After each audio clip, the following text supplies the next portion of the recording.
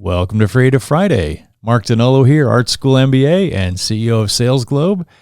And it's that day of the week when we get to take a fresh look at creative, logic-driven problem solving. So in this episode, we're going to continue our fast-moving topic that's important to plan for your future and the future of your organization, which is AI for sales.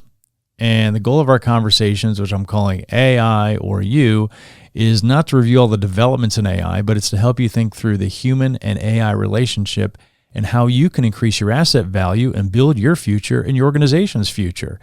And this is in a world where AI exists and it's going to play a significant role.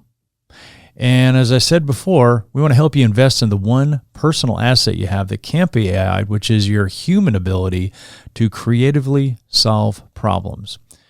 So I want to talk about a super critical skill for problem solving to build as part of your human asset. And I want to ask the question about what happens after we come up with the answer or the solution to the problem that you're solving for. And whether you solve that problem with AI or old school human, usually you have to change something. And we talked about the art of change in our last episode. But as we're making the change, we have to communicate effectively to the organization. I'm going to help you with the art of communication. I want to share some tips with you for building your personal asset of communicating change. So if we ask AI for a solution and we get an answer, and then we just focus on that solution and we don't communicate it, we can see the solution fail. People don't understand it. They don't accept it. We waste a lot of time and energy and effort not getting the results we anticipated. So I want to focus on a few tips you can use to communicate the solutions you develop, because AI is probably not going to do that for you. And this is one of the areas where you can leverage your human creative problem-solving superpower in addition to AI. I'm going to give you 5 steps to build your human superpower of communicating change. So we like to think of communications not as an event, but as a campaign. And there's a parallel to advertising. Think about those car commercials we see during the holidays with the attractive couple coming out of the house to find a new car with a big red bow on the top. And it's cute, but it also gets across a message. It's a great time to buy a new car and take on even more debt before the holidays. And if you do, your wife, husband, significant other will love you even more. And it gets across the message over and over until you can't wait for the holidays to wind up, just so those commercials will stop at least for another year. So the campaign approach builds on that concept, but in a more positive way. Companies that implement and communicate effectively tend to do it with a campaign approach. So I'm going to cover the 5 points that will be really helpful to you. Number 1, determine your message areas and themes. So as your campaign starts, you'll want to start with your overall message. And this is the reason you're making the change or you're implementing the solution. And this is where we go back to the why from when you set the vision for the change in the first place. So the why includes the big messages the organization has to know about the new solution. In addition to your why, the campaign may also introduce a name or a brand so people can remember it easily and identify messaging about that new solution. So a lot of organizations will use this as an opportunity to develop a brand that's impactful and memorable. Number 2, identify the audiences for your campaign. So you may think of the audience initially as the organization overall, but with a major change, there's usually multiple audiences. For a sales change, for example, your audiences might include sales leadership, finance, marketing, field sales management, and frontline sellers. And for an offer change, you might have multiple customer audiences. And within those audiences, you may have sub-audiences that are maybe employees of different tenure levels or different experience levels. So for each audience, look at your key messages and determine how those messages should be customized. The messaging for finance might be around improved cost control and planning for the return on investment in sales.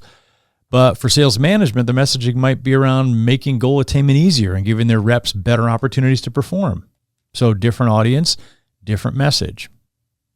Number 3, create content and proof sources. So now you've defined your messaging and you've identified your audiences. You need to create the content and proof sources that are the evidence for what you've said in the messaging is true. So it's not enough to say the organization's going to be better off with this new solution. You have to show them how the solution is going to make their lives easier or how it's going to make them more successful. Number 4, determine your communication vehicles and modes. Communication vehicles are the tools that you use to get the message out, and the modes of communication are how those vehicles get the message across.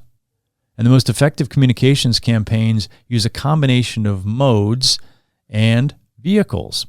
So a mode could be verbal communication, and a vehicle might be the channel carrying the message, like video or a live meeting, and that gets your message across over a period of time. People tend to respond to the communication modes that fit with how they learn or how they prefer to process information. So if you introduce the program just one time with a written announcement, a large portion of your audience is going to absorb it, or at least some of it. But a portion of that group will actually remember and reference that information a month later, because recall fades and most people need to hear the message multiple times for reinforcement. However, if you leverage several modes of communication and vehicles on a recurring basis over a period of time, it increases the audience's understanding and recall of the message by addressing their natural way of learning and processing information. So your portfolio of vehicles might include verbal announcements in large meetings or small teams, a web presence, maybe animated video, and interactive tools. So there's a range of communication modes and vehicles you can consider. Written, for processing information through reading. Verbal, which is oral communication in a large format or a small group, or individual conversations that promote learning through listening. Visual, which is images and illustrations to simplify and communicate. And I think a lot of people learn visually because it's easier to look at diagrams and pictures of things to understand them than to look at many, many words. So you're looking at representations and relationships visually. And kinesthetic. These are things like activities or tools or demonstrations that help people learn by doing. And then mathematical. So analytics, calculations that you can see, mathematical relationships, and logic. So combining those modes and vehicles in the right blend, like video with written and visual communications, or maybe an app with visual and kinesthetic components that you can play with, will increase your vehicle's impact. And number 5, structure and schedule your campaign. So structuring and scheduling a campaign is going to pull all the pieces together. This is your message, your audiences, your content and your proof sources, your vehicles and your modes into a cohesive campaign calendar that lays out the timing for the combination of those vehicles that communicate your new program or your new solution. So at this point, you're going to need to manage the campaign and provide a feedback loop for your audiences to ask questions and get support. And you're going to run your campaign for a period of time, and you may have different phases the organization learns. And you may even adjust the campaign based on that feedback from the organization and how they're taking on the change. So there you have 5 steps for better change communication using a campaign approach, whether you're solving the problem with AI or you're going old school human. So as you develop your solutions, make the art of communication one of your human creative superpowers, and try it in your Freative Friday and every day.